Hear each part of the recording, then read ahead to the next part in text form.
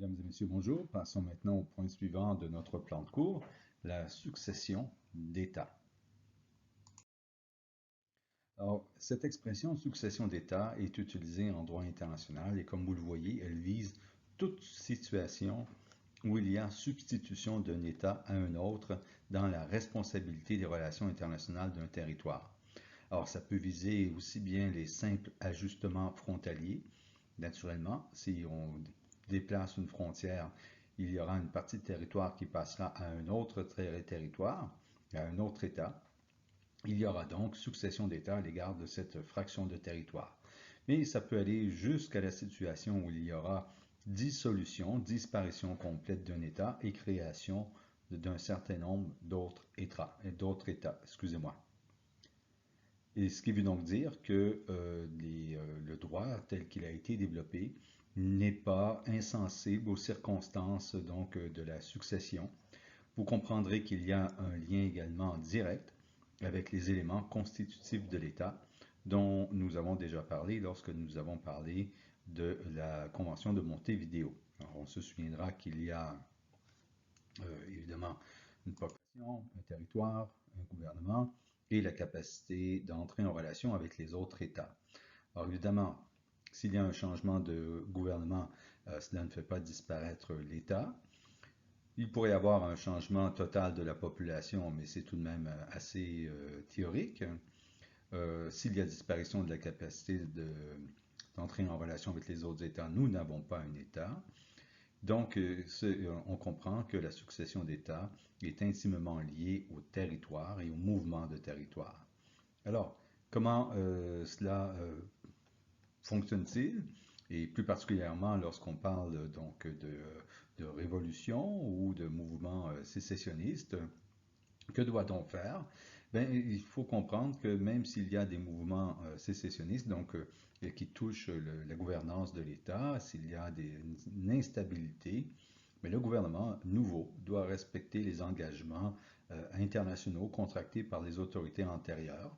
Et le gouvernement légal, s'il doit revenir au pouvoir éventuellement, mais il ne pourra pas répudier les engagements pris par le gouvernement révolutionnaire qui aura été évincé. Conclusion, ça ne veut pas dire que l'État soit indéfiniment lié parce qu'il aurait pu être négocié par le gouvernement révolutionnaire. Il y aura donc une obligation de négociation avec les États avec lesquels la partie est liée. Alors, une succession, comme je vous dis, c'est une mutation territoriale qui se traduit par un transfert définitif de territoire d'un État à l'autre. Ça peut être une annexion, ça peut être une fusion, ça peut être un démembrement, ou ça peut aller jusqu'à la disparition, donc le partage d'un territoire entre plusieurs États. Il y aura disparition d'un État sur la planète. Ce qui est important de noter, c'est que la cession ne doit pas être temporaire. Donc, dans ces processus de modification de territoire, ce qu'il faut comprendre, c'est que c'est la souveraineté, le principe de la souveraineté qui commande et qui doit guider toute notre réflexion quant aux effets de ces sécessions et de ces mouvements de territoire. S'il y a un État qui naît, ou peu importe, dans tous les cas de figure, on se retrouve avec une nouvelle personnalité juridique internationale. Il y a donc une rupture qui en découle des anciennes relations. Le nouvel État ne poursuit pas les relations ou la personnalité juridique de l'ancien État. L'État successeur exerce donc la plénitude des compétences. La conclusion de cela, c'est qu'il n'est pas lié par les décisions antérieures. En plus de ça, le système juridique qui s'appliquera sur le territoire du nouvel État sera le système juridique qu'il aura déterminé. Naturellement, puisqu'il est souverain, il peut déterminer comment le nouveau système juridique s'appliquera.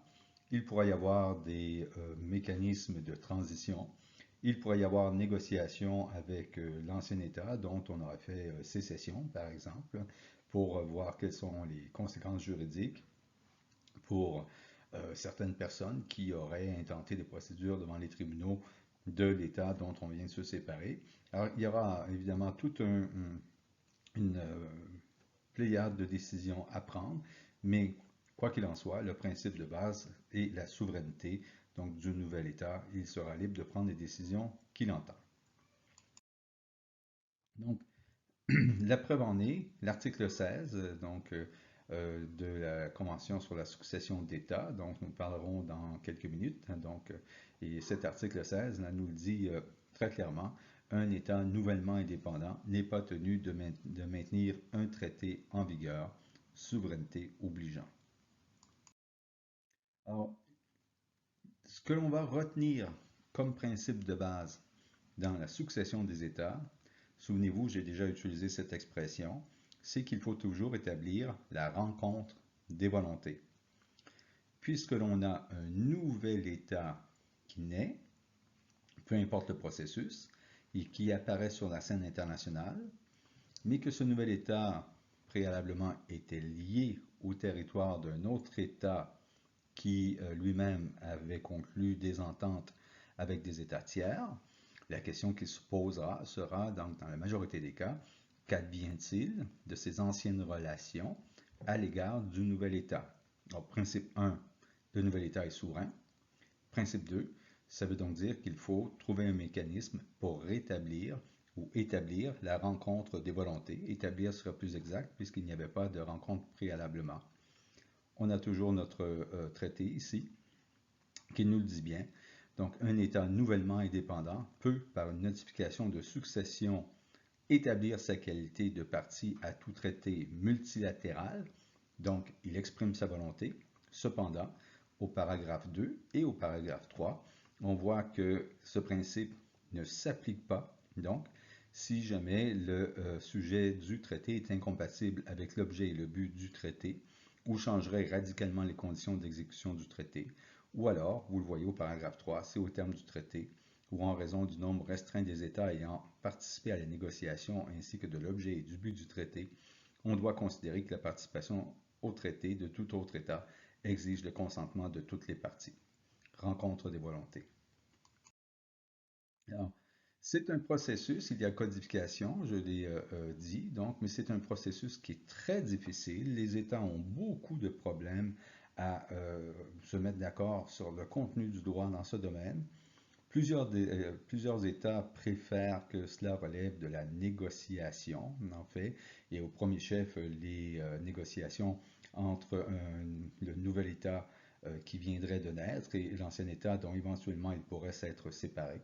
Donc, vous le voyez, j'ai mis ici sur cette diapo trois titres, excusez-moi, de traités différents qui touchent de trois aspects d'une succession d'États. Alors, le premier, c'est la Convention de Vienne sur la succession d'États en matière de traités, donc conclue en août 1978 et entrée en vigueur, vous le voyez, presque 20 ans plus tard, c'est-à-dire en 1996. Or, aujourd'hui, au moment d'enregistrer ce PowerPoint, il n'y a que 23 États partis. Donc, vous voyez, depuis 1978, tout ce qu'on a réussi à regrouper, ce sont 23 États. Mais il est en vigueur, cette convention est en vigueur ici. Alors, pour ça, c'est en ce qui concerne la succession des traités. Se pose maintenant la question des biens, des archives et des dettes d'État. Une autre convention a été conclue le 8 avril 1983 et elle n'est toujours pas en vigueur. En fait, il n'y a que 7 ratifications, alors que cette convention, pour entrer en vigueur, ne nécessite que 15 ratifications au total. Au total. Donc, depuis 1983, on n'a pas réussi à regrouper 15 ratifications. Et dernier sujet, en ce qui concerne la nationalité des personnes physiques, alors évidemment une question sensible qui touche le droit prétorien. Alors tout ce que l'on a, ce sont ici des projets d'articles sur la nationalité. Voyez-vous, un texte qui a été adopté par la Commission, donc en 1999, soumis à l'Assemblée générale, publié dans les travaux de l'Assemblée générale, et ça n'a pas été plus loin que cela. Donc là aussi, on est loin de réussir à se mettre d'accord sur les principes. Donc, sujet éminemment difficile, presque douloureux pour les États donc, qui sont impliqués dans ces discussions. Bon, La Convention, donc sur la succession d'États dans le domaine des traités, comme vous le voyez, exige pour s'appliquer que la succession d'États ait lieu conformément au droit international. Bon, je n'ai pas l'intention de m'attarder énormément sur les différents articles. Quelques diapos qui suivent reprennent les différents articles, mais je vous invite à regarder donc le traité de la Convention ici. D'ailleurs, peut-être l'aviez-vous remarqué, mais les titres donc, qui étaient dans une diapositive précédente étaient des hyperliens qui vous permettent donc de joindre les textes qui sont pertinents. Alors, le traité, donc ici, cette convention, ne vise naturellement que le futur, c'est-à-dire que les États qui deviennent partie à cette convention ne viseront que les situations futures de naissance d'État. Par contre, vous le voyez, il peut y avoir une déclaration d'un État successeur faisant valoir qu'il désire que le contenu de cette convention s'applique à sa propre situation, alors même qu'elle serait née avant l'entrée en vigueur de la Convention sur la succession des États. J'ai mis ici un exemple. Donc, qui concerne la République tchèque, comme vous voyez, et qui a fait cette déclaration, donc en vertu de l'article 7 de la Convention de Vienne sur la succession d'États, qui nous dit bien ici qu'elle appliquera les dispositions de la Convention à l'égard de sa propre succession, qui a eu lieu avant l'entrée en vigueur de la Convention par rapport à tout autre État contractant ou État partie à la Convention qui accepte la déclaration. Elle en profite, cette République tchèque, pour reconnaître donc une déclaration semblable qui a été faite par la République slovaque au même moment. Donc, il y avait nécessité de reconnaissance pour qu'il y ait rencontre des volontés. Entre ces deux États, la rencontre des volontés a eu lieu. Dévolution d'obligations. Alors, les obligations d'un État prédécesseur découlant de traités en vigueur à l'égard d'un territoire à la date d'une succession d'États ne deviennent pas les obligations ou les droits de l'État successeur vis-à-vis d'autres États partis à ces traités, du seul fait que l'État prédécesseur et l'État successeur ont conclu un accord. A se sépare de B, A et B concluent un accord, disant que, ou alors je prends la situation yougoslave plutôt. Un État A existe, qui se dissout. On se trouve avec les États donc B, C et D. B, C et D se mettent d'accord pour que B poursuive la personnalité de A. Donc, ça ne veut pas dire que B sera tenu automatiquement toutes les obligations. Donc, les États tiers ne sont pas tenus pour cet accord. Même chose, naturellement, même principe si on a uniquement A et B. Un État qui fait une déclaration, donc vous le voyez ici à l'effet qu'il est le successeur donc d'un État prédécesseur, ne sera pas automatiquement partie à tous les traités de cet État prédécesseur du fait de cette déclaration unilatérale. Et pourquoi? Parce qu'il n'y a pas de rencontre des volontés. Donc, si, il peut arriver toutefois qu'un traité prévoit la participation d'un État successeur, donc vous le voyez ici, c'est l'article 10 donc, de la Convention.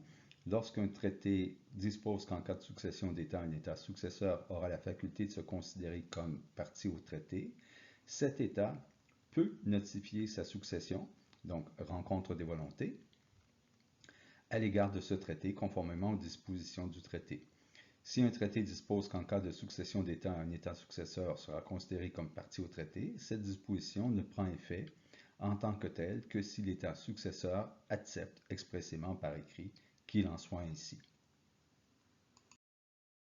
Intégration dans un autre État, non? Donc un État qui, peu importe, là, qui est une ancienne colonie ou un territoire qui se détache, qui devient donc partie d'un autre État.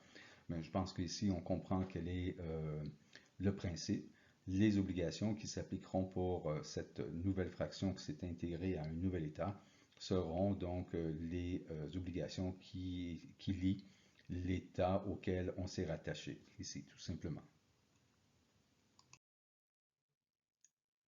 Alors, dans le cas où on aurait un nouvel État, excusez-moi, nouvellement indépendant qui serait formé de deux ou plusieurs territoires, ce serait exactement le même principe. Se pose maintenant la question d'une unification d'États à l'égard des traités en vigueur à la date de succession d'États, donc deux ou plusieurs États qui s'unissent pour ne former qu'un seul État, un État successeur. Alors, tout traité qui, à la date de la succession d'États, est en vigueur à l'égard de l'un quelconque de ces États reste en vigueur à l'égard de l'État successeur. C'est le principe, mais attention, attendons la diapositive qui suit. Alors, tout traité qui reste en vigueur conformément au paragraphe 1 ne s'appliquera toutefois qu'à l'égard de la partie du territoire de l'État successeur à l'égard de laquelle ce traité était en vigueur à la date de la succession d'États.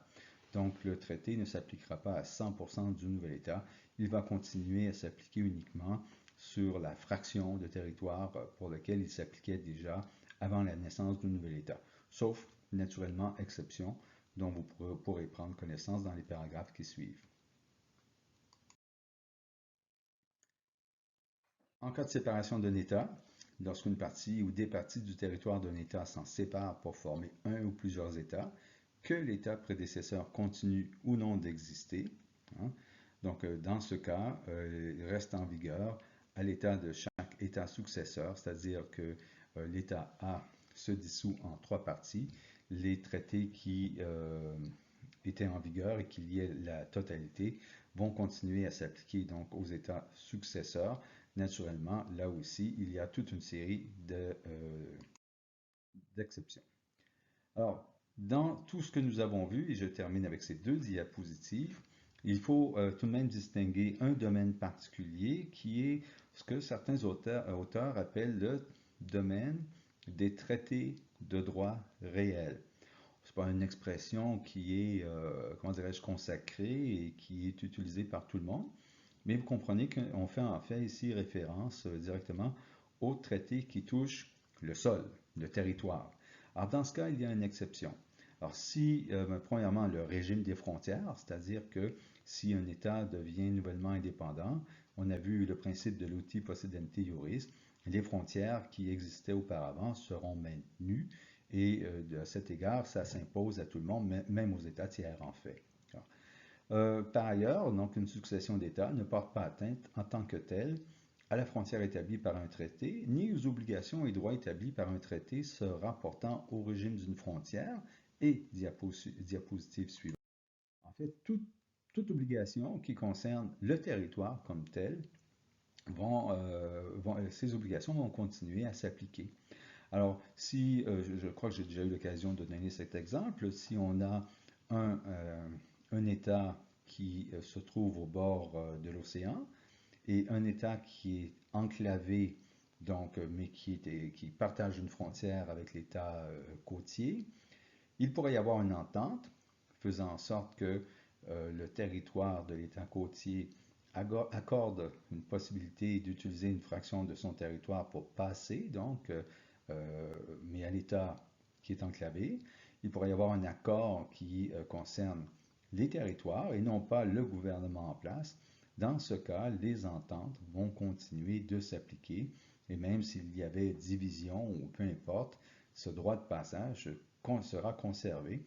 C'est un droit international réel qui concerne les fonds et non pas les fonds dans le sens de fonds, de terre, hein, de terrain, et non pas les personnes qui sont en place. Alors, l'exception, le territoire. Voilà, je vous remercie d'avoir écouté cette présentation.